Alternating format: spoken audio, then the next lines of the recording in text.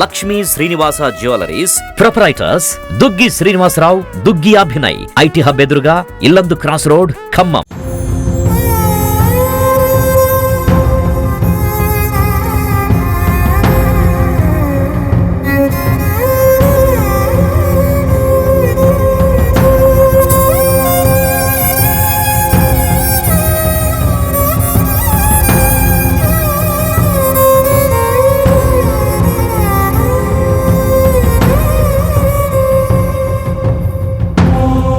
Welcome to Suman TV Khammam.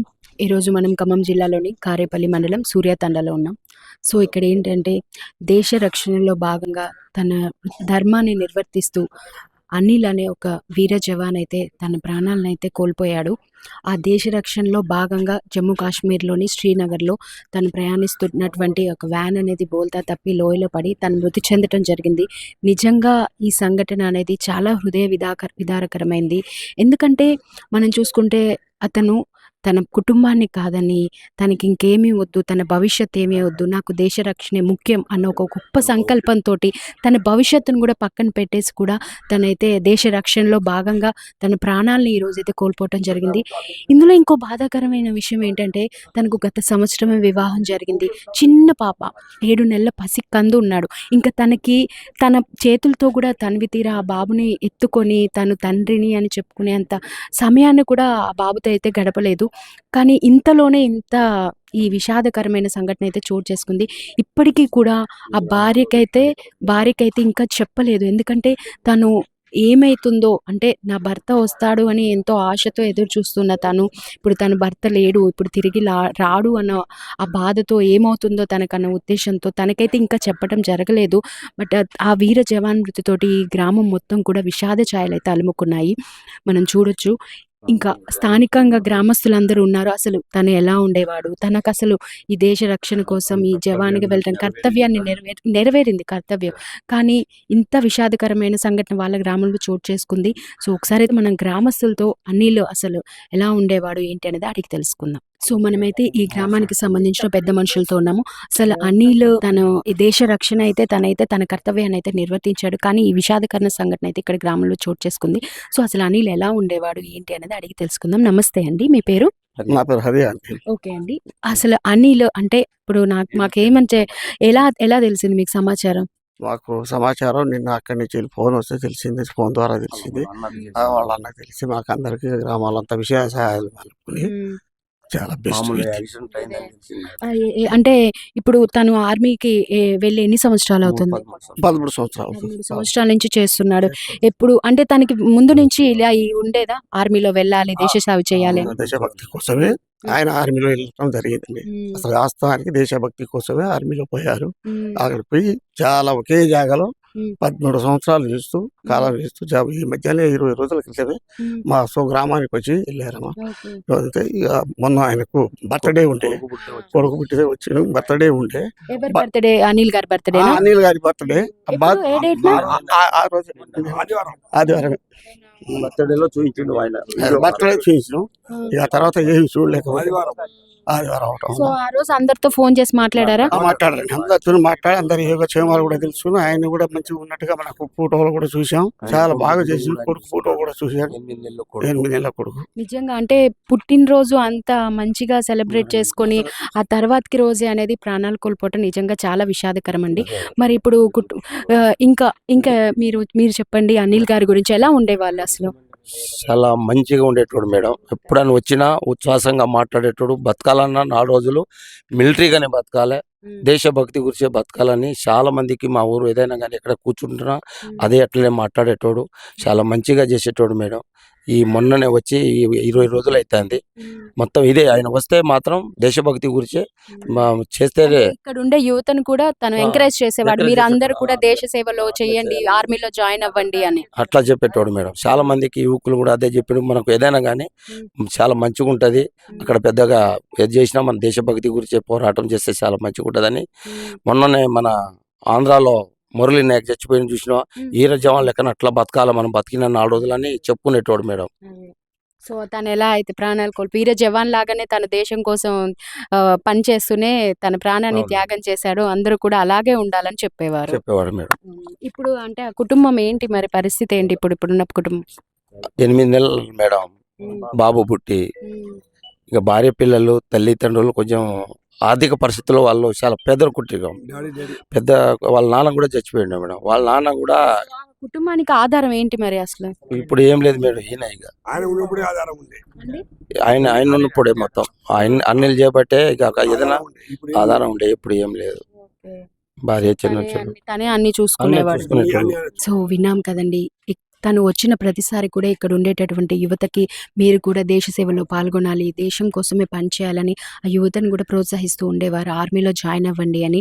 నిజంగా చాలా విషాదకరమైన సంఘటన. అంటే ఆ పుట్టినరోజు సెలబ్రేట్ చేసి అందరితో ఫోన్లో మాట్లాడి మళ్ళీ మరుసటి రోజే ఇంత విషాదకరమైన సంఘటన జరగటం నిజంగా అండి అంటే చాలా బాధనే చెప్పాలి. ఆ కుటుంబానికి కూడా ఒక తీరని లోటు. అంటే తండ్రి లేడు, తల్లి ఉంది, భార్య, ఒక 7 నెలల చిన్న పసిపాప. అంటే ఆ పసిపాపకు కూడా ఇంకా తెలీదు. తను చెప్పే కదా కనీసం ఆ పాపని ఎత్తుకొని తనతో కూడా టైం కూడా కరెక్ట్‌గా స్పెండ్ చేయలేదు. ఇప్పుడు ఆ కుటుంబానికి నిజంగా తనే ఆధారం. నిజంగా ఇదొక విధి ఆడిన వింత నాటకం అని చెప్పాలి. అంటే తనే ఆధారం. ఆ తల్లికి కానీ, ఆ భార్యకి కానీ ఇప్పటి వరకు కూడా ఆ భార్యకి కానీ, తల్లికి కానీ చెప్పలేదు. భౌతిక గాయమైతే రేపొస్తుందని చెప్తున్నారు. ఇక్కడ అనిల్ యొక్క తాతగారు కూడా ఉన్నారు. ఒకసారి తాతగారినైతే మాట్లాడదాం. నమస్తే అండి. మీ పేరు? బుచ్చ. ఎప్పుడు తండ్రికి చనిపోయి ఎంత కాలమైంది? అనిల్ వాళ్ళ తండ్రి చనిపోయి? తండ్రి 3 సంవత్సరాలు అయింది. రెండు సుబోయి మూడోది వచ్చింది. అందరికి చూసాడు ఈడే. ఎంతమంది పిల్లలు? ఎంతమంది అసలు వాళ్ళు? అనిల్కి అన్నయ్యలు కానీ, అక్కలు కానీ, చెల్లెలు కానీ ఎవరైనా ఉన్నారా? ఒకటే అమ్మాయి, 2 అబ్బాయిలు అంతే. లేరు. ఓకే. ఒక అన్న ఒక చెల్లి ఉన్నారా? వాళ్ళు ఎక్కడ ఉంటారు? ఇక్కడ ఉన్నట్టు అన్నయ్య ఉన్నాడు. అన్నయ్య ఉంది, అది కూడా చేశాను కానీ వాని మీదనే బతుకు అందరికి. సో అనిలే కుటుంబానికి ఆధారం మొత్తం అనిలే. అనిలే అందరికి చూసుడు పడి అమ్మ.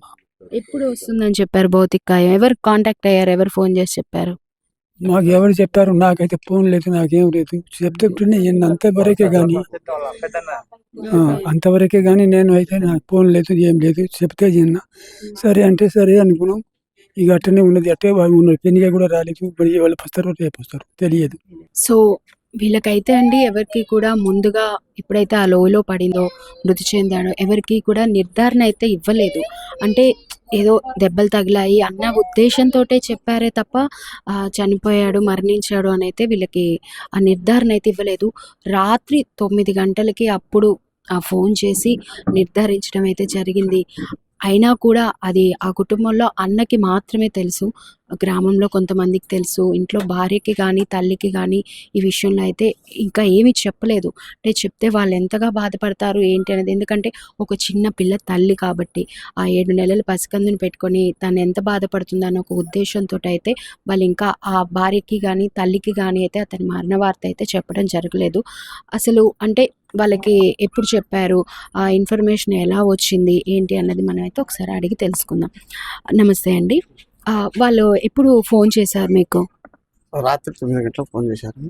అయితే ఇప్పుడు ప్రస్తుతానికి ఇప్పుడు రాత్రి ఈవినింగ్ 6 గంటలకు అన్ని బయలుదేరుతుంది శ్రీనగర్ నుంచి వెళ్ళి. ఢిల్లీ వచ్చింది సార్. ఢిల్లీ నుంచి వెళ్ళి హైదరాబాద్ వచ్చేసరికి 1:30 అవుతుంది. అక్కడి నుంచి వెళ్ళి అంబులెన్స్లో ఈడీ తీసుకొచ్చిన తర్వాత 3 గంటలకు 4 గంటలకు చేరుకున్న. రేపు మా ప్రభుత్వ లాంఛనాలకు రెండోది అధికారికంగానే నడవాలి. అంటే ఇవాళ శ్రీనగర్ నుంచి ఢిల్లీకి వచ్చి, ఢిల్లీ నుంచి మళ్ళీ హైదరాబాద్ నైట్ 1:30కి చేరుకుంటుంది. 1:30 నుంచి మళ్ళీ ఇక్కడ మీరు తెల్లవారుజాము వరకు ఇక్కడ తీసుకొచ్చి అధికార లాంఛనాలతో కానిచేస్తారు. ఓకే. ఇప్పుడు గ్రామంలో కూడా అందరికి తెలుసా అండి ఈ విషయం? ఇప్పుడు అందరికి చెప్పేశామండి. ప్రతి ఒక్కళ్ళు ఇంటి వదిలి ఏ పనికని బయలుదేరకుండా ఆయన మీద ఉన్న అభిమానంతో చాలా మంది ప్రతి ఒక్కరు కూడా ఉండాలి. ఎందుకంటే తను దేశం కోసం ఇంత త్యాగం చేశాడు కాబట్టి ఆయనకి ఇంత అంటే ఈ సూర్యతండ ఇక్కడ కామెపల్లి అని తెలిసింది ప్రపంచానికి నిజంగా అనంటే సరే అది చాలా బాధాకరమైన విషయం. ప్రమాదవశాత్తు అది జరిగింది. కానీ ఇలా తెలిసింది ఈ తండాలకు సూర్య తండాకు సంబంధించిన ఒక వీర జవాన్ అయితే, ఒక వీరుడు నిజంగా దేశం కోసం తన విధి నిర్వహణలో భాగంగా తన ప్రాణాలను అయితే త్యాగం చేయడం జరిగింది. నిజంగా ఇది చాలా బాధాకరమైన సంఘటన.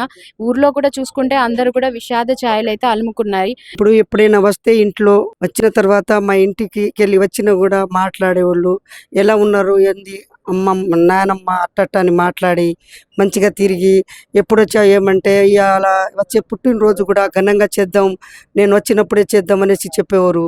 మంచిగా మాతో మంచిగా బాబు పుట్టినరోజు, బాబు పుట్టినరోజు ఆదివారం రాత్రి బాబు అనిల్ పుట్టినరోజు మంచిగా గడిపారు, మాట్లాడారు. పిల్లలతో కూడా రాత్రి మంచిగా మాట్లాడి మంచిగానే ఉన్నారు. చూసి మాకు కూడా ఫోటోలు అవి పంపించారు, చూసాము. కానీ మర్యాద మంచి మనిషి, అందరూ కూడా అనిల్ మీదనే ఆధారపడి ఉండేది. పాపం చిన్న పిల్లగాడు, భార్య చాలా బాధలో ఉంది.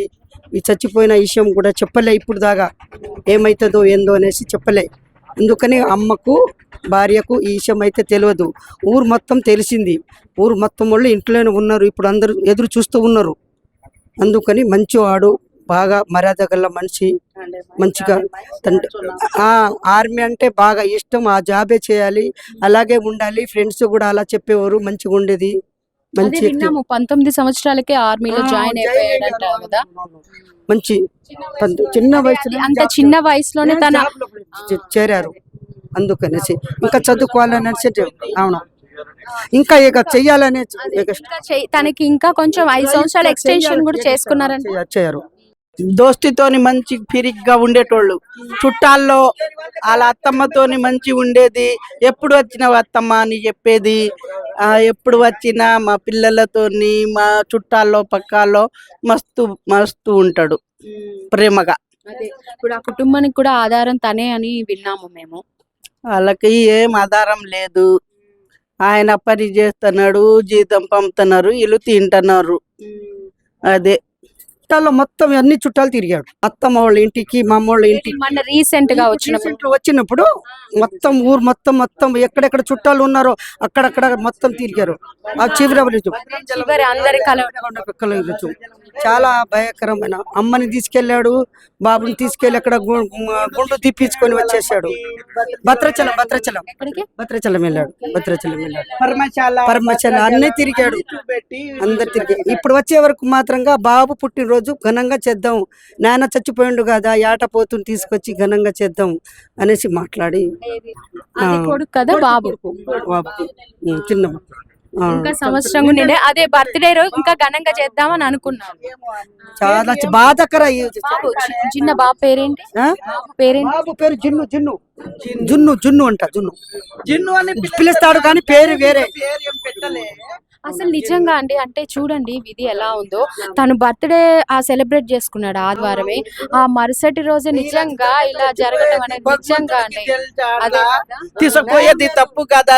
అంటే తనకి తెలీదు తండ్రి అని. ఇంకా తను తండ్రిని కూడా చిన్న బాబు అట్లా తీసుకున్నాడా, బాబుని చూసుకున్నాడా కదా. భగవంతుడికి ఏం తెలియటం 7 సార్లు ఫోన్ లో మాట్లాడి వీడియో కాల్ చూస్తాడంట. ఆయన పొద్దున ఎందుకు ఫోన్ చేయటం లేదని భార్య 10-20 సార్లు చేసినా కూడా లిఫ్ట్ చేయలేదు. అందుకనేసి ఏమైంది ఏంది అనేసి తిరుగుకుంటా ఫోన్ చేస్తూనే ఉంది. కానీ ఆమెకు తెలియదు ఇలా అయిపోయిందని, ఇప్పటి వరకు కూడా తెలియదు. అంటే ఎవరు ఎలా సమాచారం అందించారు ఫస్ట్ మీకు అందీట? ఎప్పుడంటే వాళ్ళ బావ ఉన్నాడు కదా, బావ ఇంట్లో, వాళ్ళకు పోలీసు వాళ్ళు ఫోన్ చేస్తే ఆయన హైదరాబాద్ నుంచి వస్తుండు, దారి మీదనే బండి మీద వస్తూ పడిపోయిండు, సోయి తప్పి పడిపోయాడు. వాళ్ళ అన్నయ్య సమాచారం విని ఆ బండి నుంచి పడిసి సోయి తప్పి పడితే ఎవరెవరు తీసుకొచ్చి అక్కడ కారేపల్లి హాస్పిటల్ లో పెట్టారు. 6 గ్లూకోజ్లు ఎక్కించారు. తెలియదు వాళ్ళకు ఆ వార్త వినగానే. అన్నయ్యకి అంటే ఆ తమ్ముడి గురించి ఆ వార్త వినగానే అందరు పంచేది పెట్టుకుంటారు.